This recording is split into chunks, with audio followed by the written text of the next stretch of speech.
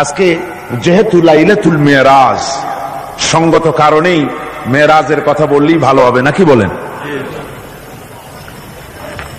রাসূল পাক সাল্লাল্লাহু আলাইহি ওয়াসাল্লাম সহ এই পৃথিবীতে যত নবী এসেছেন সমস্ত নবীরা হচ্ছেন আল্লাহর মনোনীত, কেউ নির্বাচিত নন। নবীরা সব কি মনোনীত? কে মনোনীত করেছেন? আল্লাহ সুবহানাহু ওয়া তাআলা, তিনি মনোনয়ন দান করেছেন। নবীদের মধ্যে সমস্ত নবীরাই হচ্ছেন পূত পবিত্র, মাসুম, বেগুনাহ। লা নুফাররিকু বাইনা আহাদিন মির রুসুলি, আমরা নবীদের মধ্যে কোনো পার্থক্য সূচিত করি না, আমরা সমস্ত নবীদের উপর ঈমান আনি। তবে নবীদের মধ্যে আল্লাহ রাব্বুল আলামিন কারো কারো ফজিলত কারো থেকে কিছু বেশি করেছেন, একথা আল্লাহ নিজেই বলেছেন, কারো ফজিলত কারো উপরে আমি প্রদান করেছি। তো কোরআনে কারীমে আল্লাহ পাক বলছেন যে কারো থেকে কারো একটু ফজিলত বেশি দেওয়া হয়েছে, কিন্তু সমস্ত নবীদেরকে তিনটি জিনিস দেওয়া হয়েছে সমানভাবে। কয়টি জিনিস? মনে রাখুন, তিনটি জিনিস সকলকে দেওয়া হয়েছে। একটি হচ্ছে ওহী, ওহী ছাড়া নবী হওয়া যায় না, ওহী সকল নবীতেই পেয়েছেন। 2 নম্বরে নবীদেরকে দেওয়া হয়েছে মুজিজা। 3 নম্বরে সমস্ত নবীদেরকে দেওয়া হয়েছে উন্নত মানের চরিত্র। একটা হচ্ছে ওহী, একটা মুজিজা, আর একটা উন্নত মানের চরিত্র। ওহী তো বুঝিনি, ওহী কি? ওহী হচ্ছে আল্লাহর বাণী। ওহীটা কি? আল্লাহর বাণী। সেটা নাজিলের পদ্ধতি কি? আল্লাহ রাব্বুল আলামিন কোন বান্দার সাথে সরাসরি কথাবার্তা বলেন না। যখন তিনি কোন বান্দার সঙ্গে কথা বলতে চান, তখন হয় পর্দার আড়াল থেকে বলেন, না হয় হযরতে জিবরাইলের মাধ্যমে কথা বলেন। তো এভাবে করে ওহী দিয়েছেন সমস্ত নবীদেরকে। আরেকটা দিয়েছেন মুজিজা। মুজিজা বলা হয় যে কোনো শক্তিশালী জিনিসকে দুর্বল করে দেওয়ার মতো ক্ষমতা যার, ওইটা কি বলা হয়? মুজিজা। আর এই মুজিজা দেওয়া হয়েছে যে যুগে যে জিনিসের প্রভাব বেশি, ওই প্রভাবিত জিনিস, ওই প্রভাব সম্পন্ন জিনিসটাকে, শক্তিশালী জিনিসটাকে দুর্বল করে দেওয়ার মতো শক্তি আল্লাহ নবীদেরকে দান করে দিয়েছেন। যেমন এক একজনকে এক এক মুজিজা দেওয়া হয়েছে। যেমন হযরতে দাউদ আলাইহিস সালাম, আল্লাহ রাব্বুল আলামিন তাকে মুজিজা দান করেছিলেন। তিনি ছিলেন অস্ত্র নির্মাতা, অস্ত্র তৈরি করতেন, লোহা দিয়ে অস্ত্র তৈরি করতেন। অস্ত্র যারা বানায়, লোহা দিয়া যারা জিনিস বানায়, লোহাকে শ্বাসে আনবার জন্য, ইচ্ছে মতো গড়ার জন্য লোহাকে পোড়াতে হয়, পোড়ায়া নরম বানায়া পিটায়া তারপরে আকৃতিতে আনা লাগে। হযরত দাউদ আলাইহিস সালামের মুজিজা ছিল লোহা দিয়ে অস্ত্র তৈরি করার সময় আগুনে পোড়ানোর তার দরকার হতো না। যখন যেমন ইচ্ছে করতেন লোহাগুলি হাতের মুঠার ভিতরে নিয়ে চাপ দিতেন, লোহা পানি হয়ে আঙ্গুলের ফাঁকের ভিতর থেকে পড়ে যেত। এই মুজিজা ছিল হযরতে দাউদ আলাইহিস সালামের। সুলাইমান আলাইহিস সালামের মুজিজা ছিল তক্তার উপরে বসতেন, কোন রকমের ইঞ্জিন, কোন রকমের মেশিন ছাড়া তক্তার উপরে বসে যেতেন, তক্তা হাওয়ার উপরে ভেসে বেড়াতো, ইচ্ছে মতো তামাম দুনিয়া তিনি সফর করতেন, বিনা ইঞ্জিনে এটার উপরে তিনি চড়ে বেড়াতেন। ঈসা আলাইহিস সালামের জামানায় চিকিৎসার প্রভাব বেড়েছিল দারুণ ভাবে।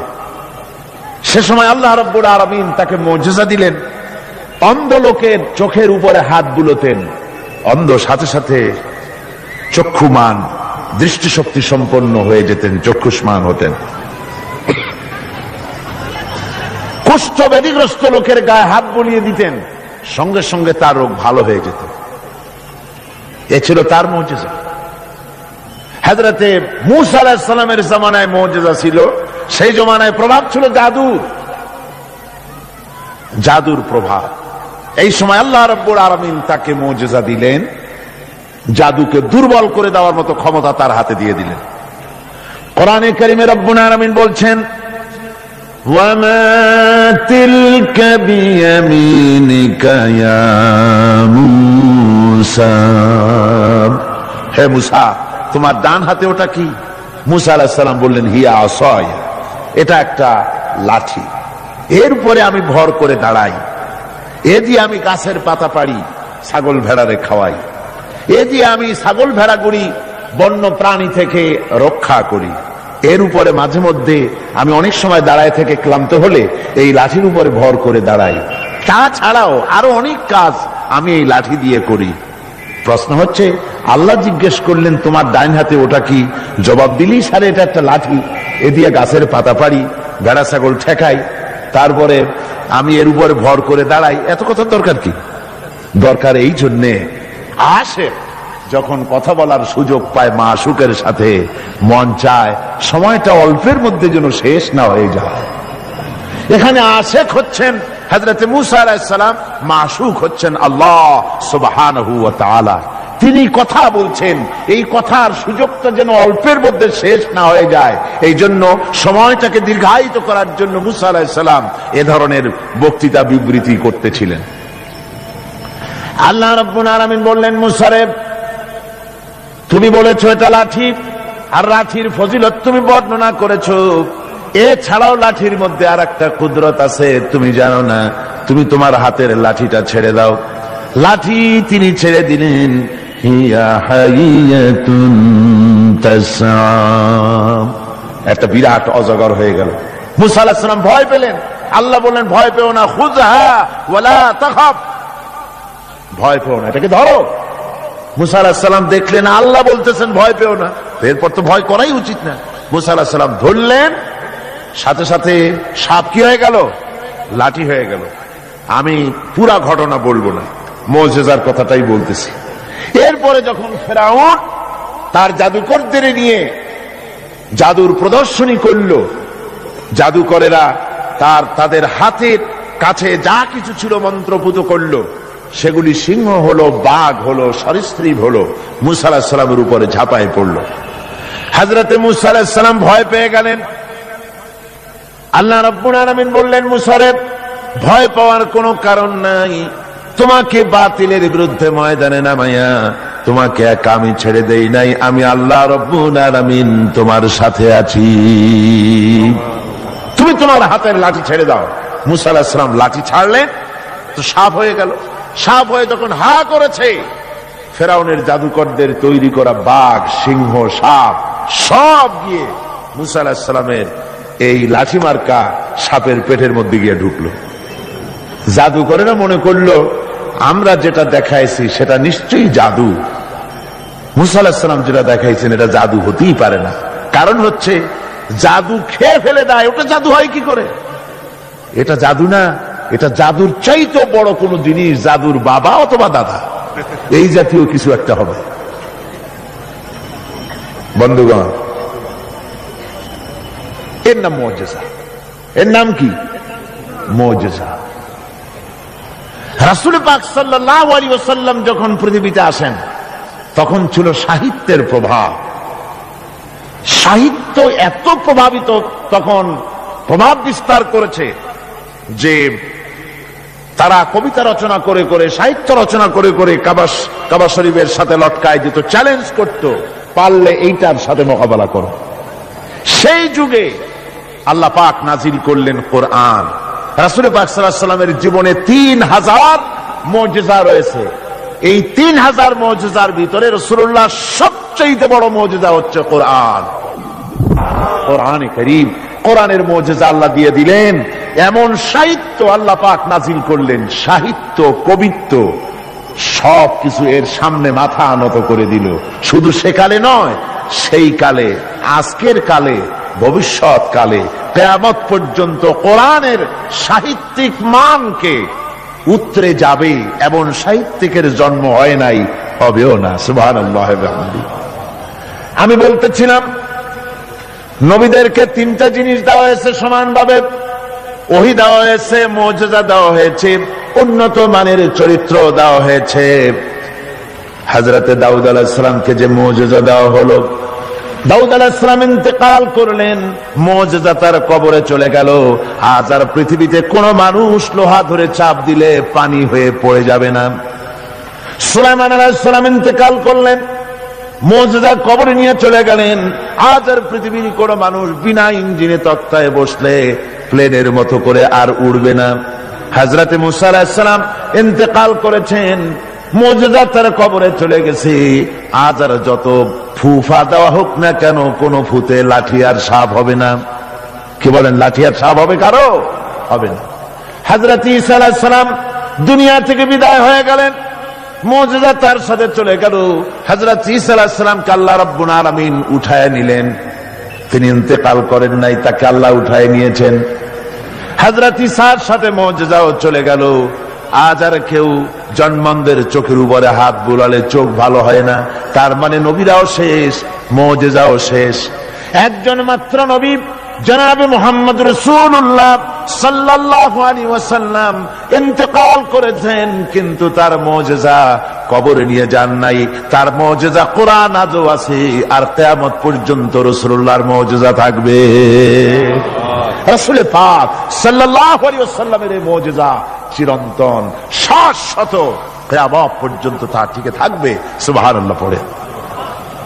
আমার ভাইরা, সে কোরআন আপনারা শুনতে এসেছেন, লাইলাতুল মেরাজে অবতীর্ণ করেছেন, আর হেফাজতের দায়িত্ব নিয়েছেন।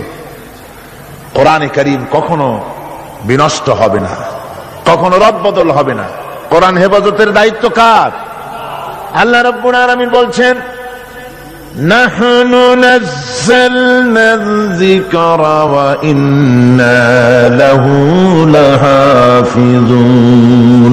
কোরআন নাযিল করেছি আমি আল্লাহ, আর এর সংরক্ষণের সম্পূর্ণ দায়িত্ব আমি আল্লাহ আমার নিজ হাতে গ্রহণ করেছি। না, কখনো রদবদল হবে না। কোরআন হেফাজতের দায়িত্ব কার? আল্লাহ রাব্বুল আলামিন বলছেন, নাহনু নাযালনা যিকরা ওয়া ইন্না লাহু লাহাফিজুন। কোরআন নাযিল করেছি আমি আল্লাহ, আর এর সংরক্ষণের সম্পূর্ণ দায়িত্ব আমি আল্লাহ আমার নিজ হাতে গ্রহণ করেছি। নাযিল করেছি আমি, হেফাজতের দায়িত্ব আমার। সুবহানাল্লাহি ওয়া বিহামদিহি। হেফাজতের দায়িত্ব আল্লাহ নিয়ে নিলেন। কি সুন্দর ভাবে হেফাজতের দায়িত্ব নিলেন। পৃথিবীতে কোন কিতাবের হাফেজ নাই, কোন বই হাফেজ নাই। কোন এত বড় একটা কিতাব, এটা কি সহজ ব্যাপার? এত বড় একটি কিতাব তা মানুষ মুখস্থ করেছে। আপনি আমাকে বলেন, যদি জানা থাকে, কোরআনের মতো এত বাক্য সম্বলিত কোন বই পৃথিবীর মানুষ, কোন ধর্মের মানুষ মুখস্থ করতে পেরেছে? যারা বলেন পেরেছে, পারে, কিন্তু কোরআন পেরেছে। আল্লাহ বলছেন, আমি সহজ করে দিচ্ছি মুখস্থ করার জন্য, তাই পেরেছ। কি সুন্দর হেফাজতের দায়িত্ব আল্লাহ নিলেন। এই গত অগস্ট, সেপ্টেম্বর, অক্টোবরে আমার লন্ডনে ইংল্যান্ডের সফর ছিল। তো একটা মাদ্রাসায়, ক্যানন স্ট্রিট এর এক মাদ্রাসার হেফজখানার একটা কি বলে তাহফিজুল কোরআন মাদ্রাসার বার্ষিক মাহফিলে বক্তৃতা করছিলাম। বিভিন্ন জায়গায় কোরআনে কারীমের মাহফিলে, হেফজখানায় ইংল্যান্ডে আলহামদুলিল্লাহ অনেক হেফজখানা হয়েছে। টাইটেল মাদ্রাসা 3টা হয়েছে সেখানে, আলহামদুলিল্লাহ পড়ে 3টা টাইটেল মাদ্রাসা হয়েছে। Islamic kindergarten school, high school, college এর সংখ্যা হয়েছে 30টি, আর হাজার হাজার মসজিদ হয়েছে, আলহামদুলিল্লাহ পড়ে। তো এরকম একটি হেফজখানার তারা তাদের বার্ষিক মাহফিল আমাকে দাওয়াত দিয়েছে। ওই হাফেজদের মাথায় পাগড়ি দস্তরবন্দি করতে হবে। তো আমাকে দাওয়াত দেওয়া হলো। একটা ছেলের মাথায় পাগড়ি পড়লাম, তার বয়স খুব, আমার মনে হলো 8 বছর হবে। কোরআনে কারীমের হাফেজ হয়েছে। তাকে পাগড়ি পড়ায় আলোচনার মধ্যে আমি বললাম যে আল্লাহ পাক যেন আটলান্টিক মহাসাগরকে একটা ঝিনুকের মধ্যে ভরে দিয়েছেন। এই বাচ্চা ছেলেটা একটা ঝিনুকের মতো, আর কোরআনে কারীম আটলান্টিক মহাসাগরের মতো, তার থেকেও বড়। এই ঝিনুকের মধ্যে আল্লাহ পাক হেফাজত করেছেন। কোরআনে কারীম আল্লাহ পাক এভাবে মানুষকে মুখস্থ করার সুযোগ করে দিয়ে কোরআন হেফাজতের ব্যবস্থা করেছেন। এই কোরআনে কারীম যার উপরে অবতীর্ণ হয়েছে, তিনি হচ্ছেন বিশ্বের সর্বকালের, সর্বযুগের সর্বশ্রেষ্ঠ মহামানব। তিনি হচ্ছেন বিশ্ব নবী জনাব মুহাম্মদ রাসূলুল্লাহ, সবাই বলেন সাল্লাল্লাহু আলাইহি ওয়াসাল্লাম। তারই মেরাজের রাত আজকে। পৃথিবীর কোন পয়গম্বরের মেরাজ হয়নি, একমাত্র হুজুরের মেরাজ হয়েছে। তার কারণ হুজুরের সম্মান সবচাইতে বেশি। সবচাইতে সম্মান কার বেশি? একটু জিকির করেন জোরে সোরে, লা ইলাহা ইল্লাল্লাহ। জাযাকাল্লাহ।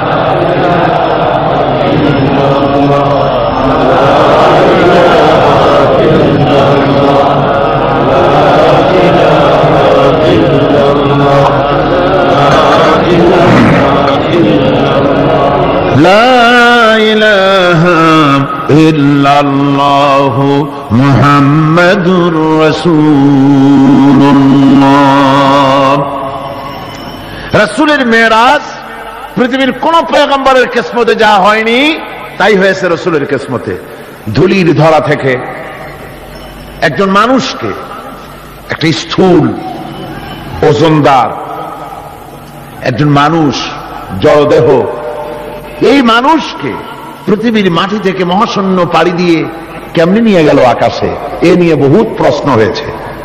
কেউ কেউ মেরাজকে অস্বীকার করেছে, কেউ বলেছে হ্যাঁ মেরাজ মানি, তবে মেরাজ সশরীরে হয় নাই, মেরাজ হয়েছে স্বপ্নে। আবার কেউ বলেছেন মেরাজ হয়েছে, এটা একটা আত্মিক ব্যাপার, স্পিরিচুয়াল ব্যাপার, সশরীরে মেরাজ। অনেক অস্বীকার করেছেন। তাদের যুক্তি হলো যে ল অফ গ্রাভিটেশন, মাধ্যাকর্ষণ শক্তি পাড়ি দিয়ে একটা স্থূল জড় শরীর, এটা উঠলো কি করে? এটা তো ওঠার কথা নয়। আপেল গাছ থেকে আপেলটা ছিঁড়ে যখন পড়ে তখন তো উপরে যায় না, সেটা মাধ্যাকর্ষণ শক্তির বলে নিচে নামে, উপরে তো যায় না। কাজে মাধ্যাকর্ষণ শক্তি ল অফ গ্রাভিটেশনকে পার হয়ে কি করে একটা মানুষ উপরে চলে গেল? এ হলো এক নম্বর প্রশ্ন, যারা অস্বীকার করে তাদের প্রশ্ন। দু নম্বরে তাদের প্রশ্ন যে বুঝলাম না হয় কোনো কায়দা করে গেলেন, যায়া সে কি ঘরের কাছের ব্যাপার? কোথায়? এখান থেকে চাঁদ হলো 2,32,000 মাইল, সূর্য হলো 9,30,00,000 মাইল, তারপরে মিল্কি ওয়ে, গ্যালাক্সি, এগুলি তারকার রাজ্য, উপগ্রহের রাজ্য, গ্রহের রাজ্য। তারা বলছে এটা একটা কথা নাকি? ওদের মাথায় ঢোকে না, বিশ্বাসই করতে চায় না। হুজুর ফিরে এসে যখন বসেছেন, তারপরে আবু জাহেল এসে তো বলছে যে মুহাম্মদ সাল্লাল্লাহু আলাইহি ওয়াসাল্লাম প্রত্যেক দিনই তো নতুন নতুন কথা কও, আজকে কোনো নতুন কথা আছে নাকি?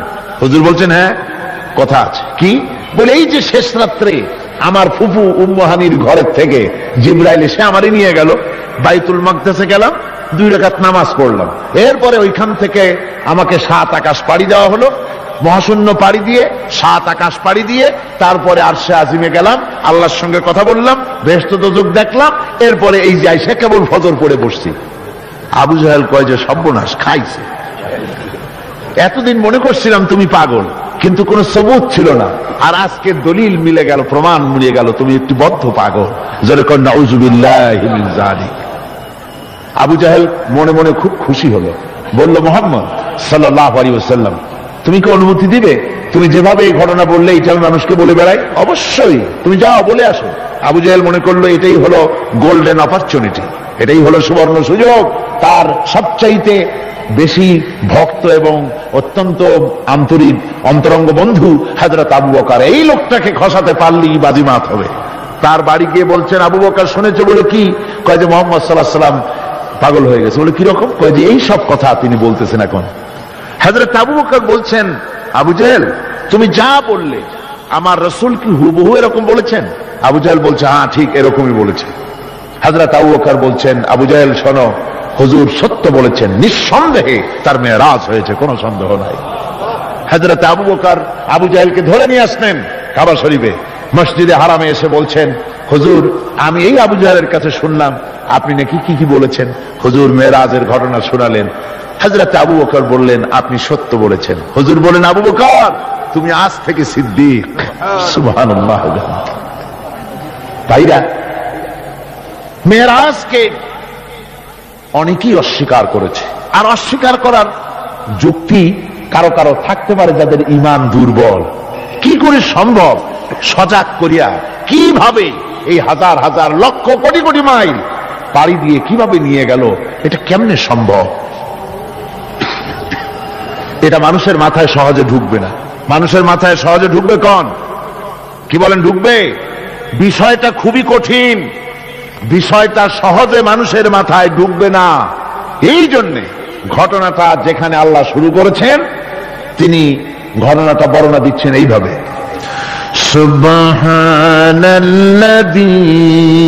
আসরা বিআবদিহি লাইলাম মিনাল মাসজিদিল হারামি ইলাল মাসজিদিল আকসাল্লাযী বারাকনা হাওলাহু লিনুরিয়াহু মিন আয়াতিনা ইন্নাহু হুয়াস সামিউল বাসীর। সাদাকাল্লাহুল আযীম। ঘটনাটার বিবরণ দিচ্ছেন আল্লাহ এভাবে, শুরু করছেন সুবহানাল্লাযী আসরা বিআবদিহি, সমস্ত অক্ষমতা দুর্বলতা থেকে মুক্ত সেই মহান সত্তা যিনি তার বান্দাকে ইসরা করিয়েছেন লাইলান, লাইলান রাতের একটি অংশ, পুরা রাত লাগে নাই, রাতের একটি অংশে তার বান্দাকে তিনি ইসরা করিয়েছেন। মিনাল মসজিদিল হারাম ইলাল মসজিদিল আকসা, মসজিদে হারাম থেকে মসজিদে আকসা পর্যন্ত রাতের একটি অংশে ইসরা করিয়েছেন। রাতের ভ্রমণকে আরবিতে ইসরা বলা হয়।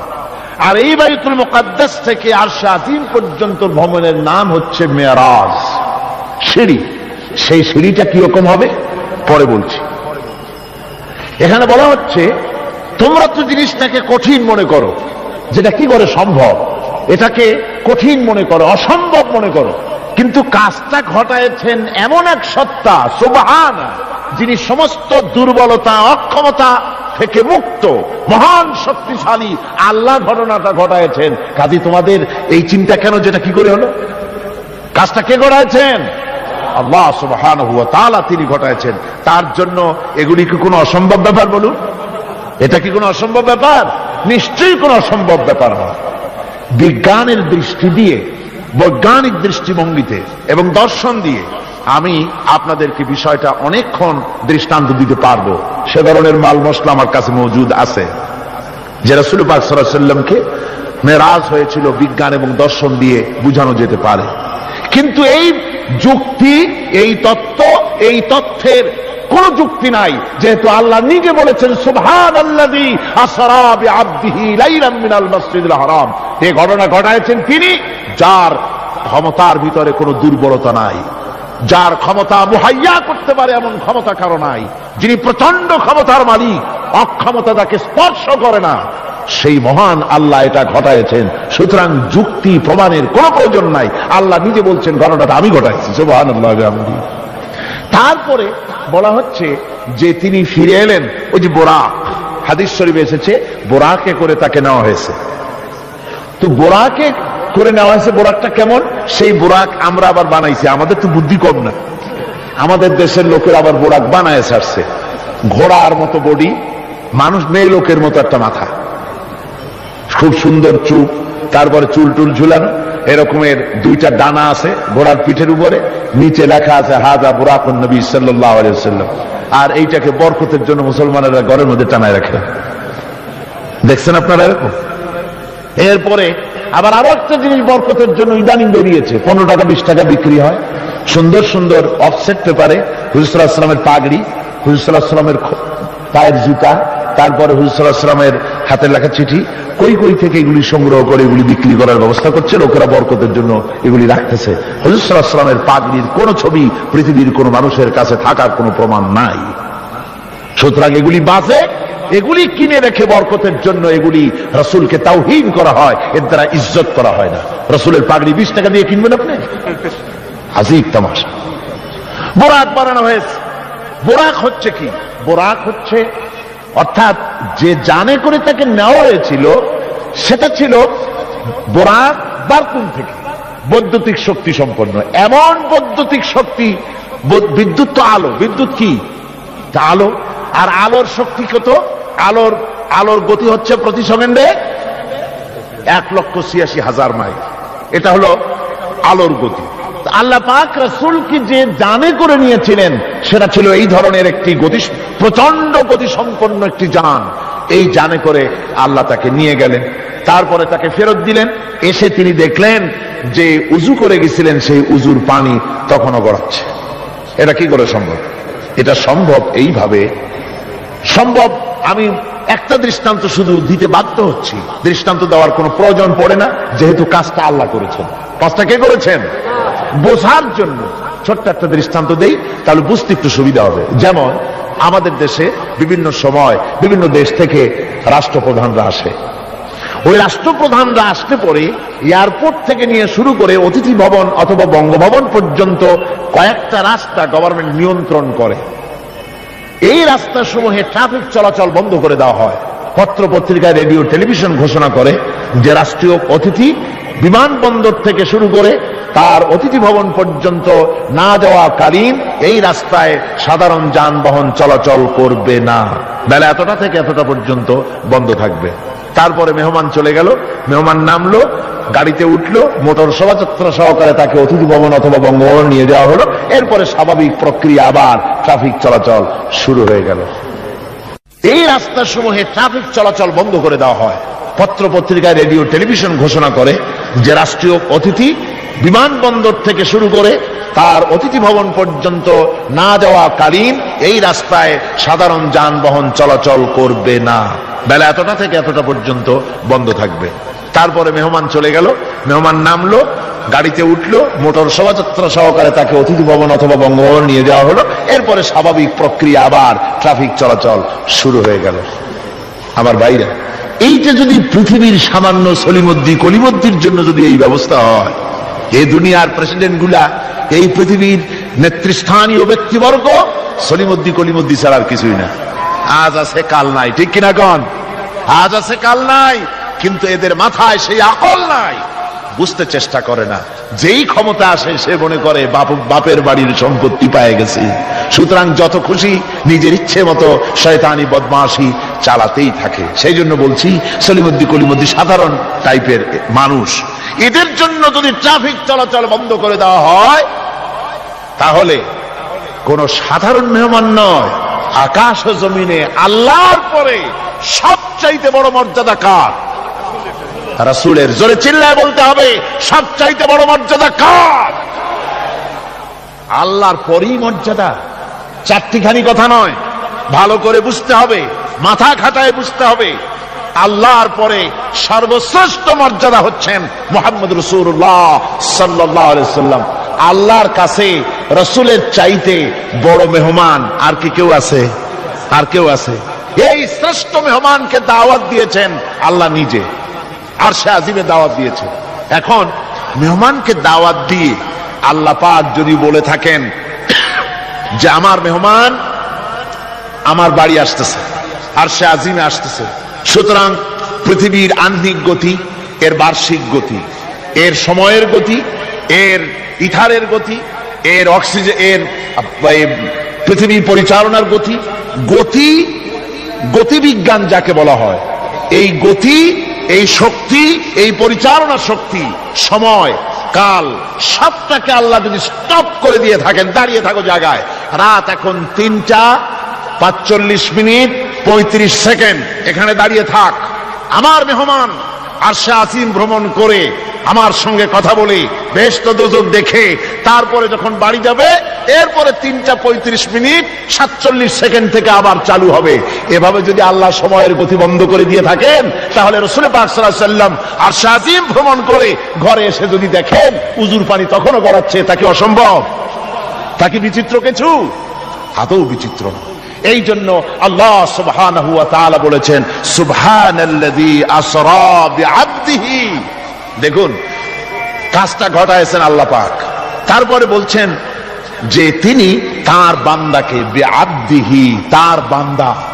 হুজুর সাল্লাল্লাহু আলাইহি ওয়াসাল্লামের এত বড় মর্যাদা, কিন্তু এত বড় মর্যাদা হলেও তিনি আল্লাহর সমকক্ষ নন। আল্লাহর সমকক্ষ যেরকম আল্লাহর সমকক্ষ নিশ্চয়ই নয়।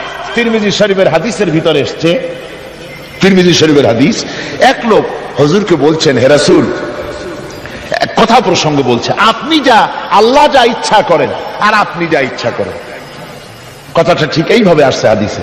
হে রাসূল, আল্লাহ যা ইচ্ছা করেন আর আপনি যা ইচ্ছা করেন। হুজুর সাল্লাল্লাহু আলাইহি ওয়াসাল্লাম সঙ্গে সঙ্গে লোকটিকে সতর্ক করে দিলেন, বললেন, তুমি তো আমাকে আল্লাহর সমকক্ষ করে দিলে, তুমি তোমার কথা পাল্টাও, বলো শুধুমাত্র আল্লাহ যা করেন তাই, আমার ইচ্ছায় নয়, যা হয় সবকিছু আল্লাহ সুবহানাহু ওয়া তাআলা তার ইচ্ছায়। সুতরাং আল্লাহর সমকক্ষ রাসূল নন, ঘটনা ঘটাইছেন আল্লাহ, আর ঘটনাটা যাকে দিয়ে ঘটাইছেন তিনি হচ্ছেন আল্লাহর কি বান্দা, তিনি আল্লাহর কি বান্দা।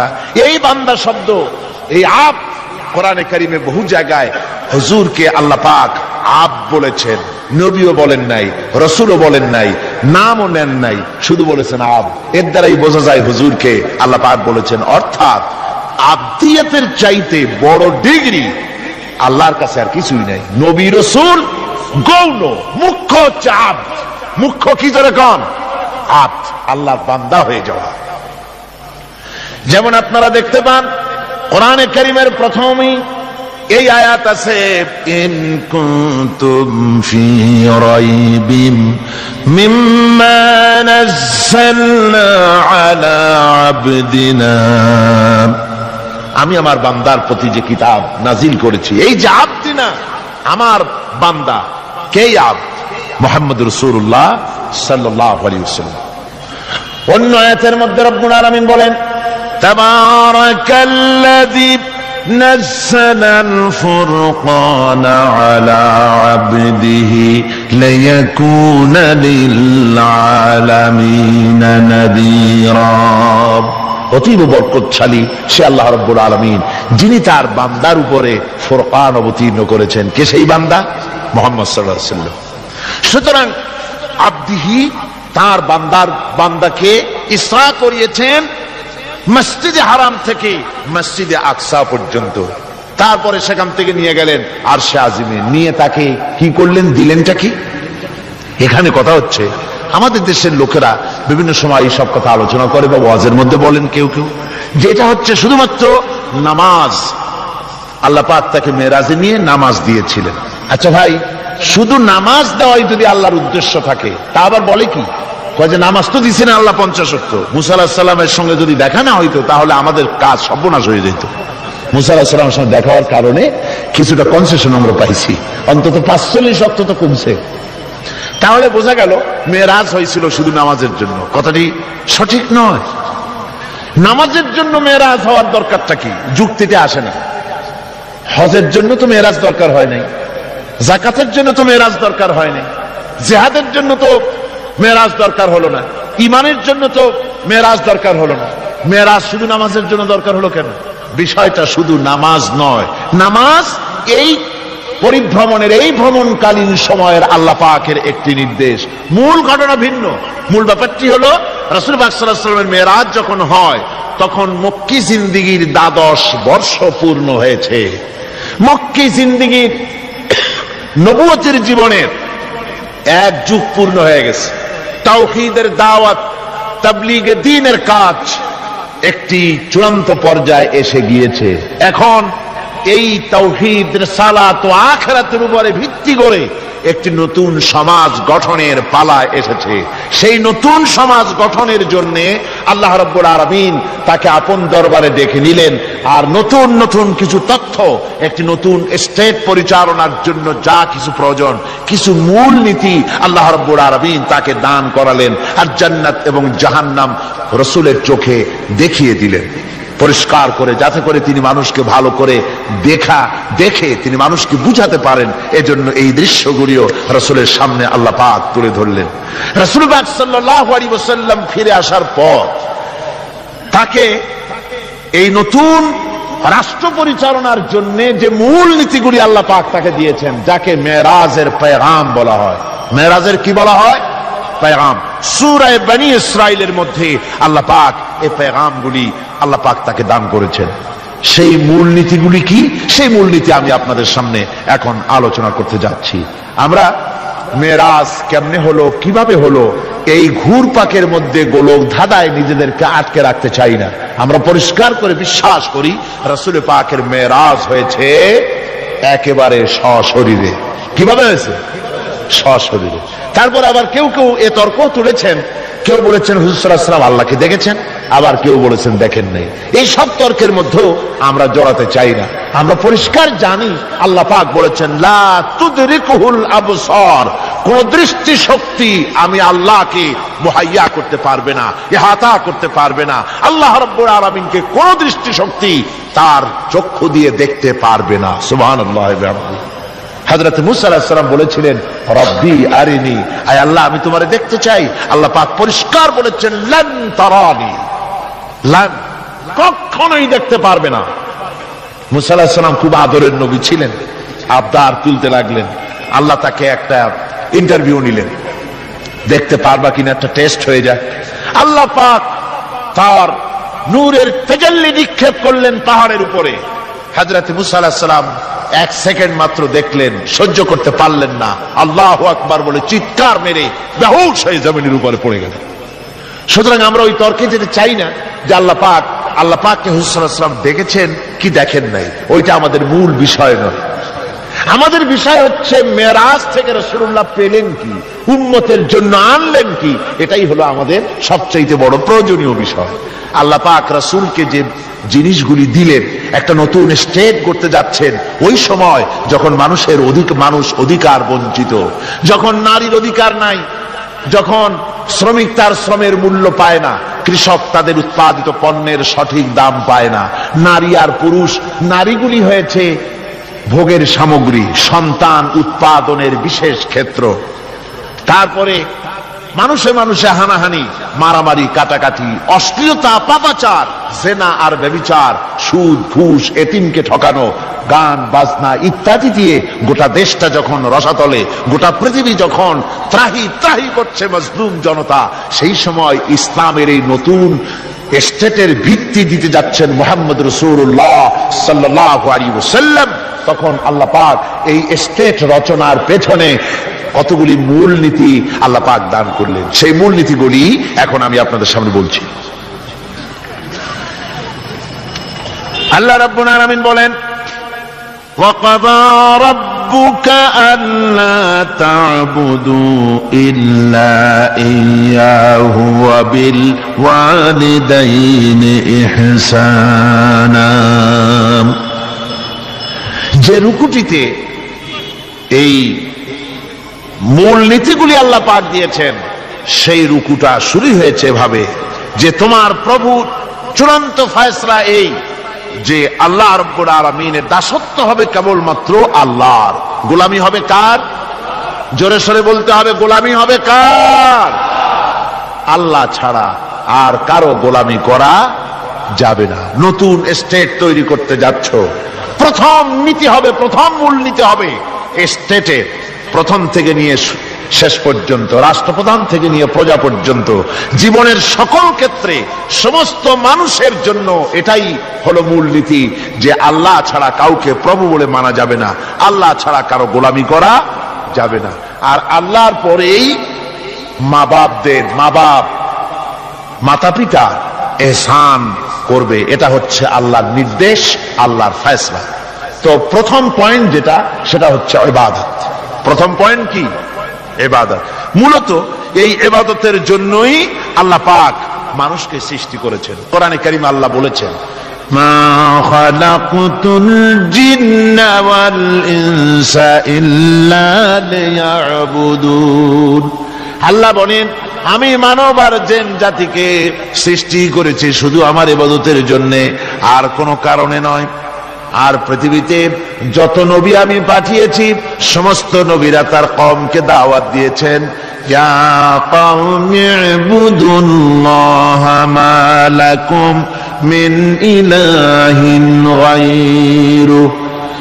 আল্লাহ রাব্বুল আলামিন বলেন দুনিয়ায় যত নবী পাঠানো হলো, সমস্ত নবীরা তার জাতিকে ডেকে বলেছেন হে আমার জাতি, হে আমার কওম, এক আল্লাহ গোলামি করো, তিনি ছাড়া তোমাদের কোনো ইলাহা নাই।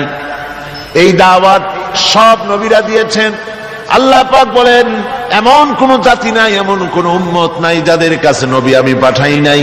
ওয়ালাকাদ বা'আসনা ফি কুল্লি উম্মাতির রাসূলা আন ইবুদুল্লাহা ওয়াজতানিবুত তাগুত। আমি প্রত্যেক জাতির জন্য রাসূল প্রেরণ করেছি, আমি প্রত্যেক জাতির জন্য নবী প্রেরণ করেছি। তাদের দাওয়াত ছিল আনি ইবুদুল্লাহ ওয়াজতানিবুত তাগুত, এক আল্লাহর গোলামি করো, এক আল্লাহর দাসত্ব করো, আর তাগুতকে বর্জন করো। তাগুত হচ্ছে সেই শক্তি যে শক্তি শুধু নিজেই আল্লাহর আইন অমান্য করে বসে থাকে না, বরং অন্যদেরকেও আল্লাহর আইন অমান্য করতে বাধ্য করে। যেমন মনিবের গোলামি করে তার চাকর, চাকর মনিবের আনুগত্য করে, এটাকে আরবিতে বলা হয় ইবাদত। সরকারের আনুগত্য করে জনগণ, এটা আরবিতে এই আনুগত্যটা কি ইবাদত বলা হয়। এভাবে গোটা পৃথিবীর যা কিছু আমরা দেখি আর দেখি না সব কিছু আনুগত্য করে আল্লাহ রাব্বুল আলামিনের। কার আনুগত্য করে? চন্দ্র, সূর্য, গ্রহ, নক্ষত্র, সৌররাজি, ভূমণ্ডল, নবমণ্ডল সব গোলামি করে আল্লাহ। সুতরাং এই গোলামিকে আমরা, এটাকে ইবাদত বলা হয়। সবাই আল্লাহর আনুগত্য করছে, আল্লাহর ইবাদত করছে।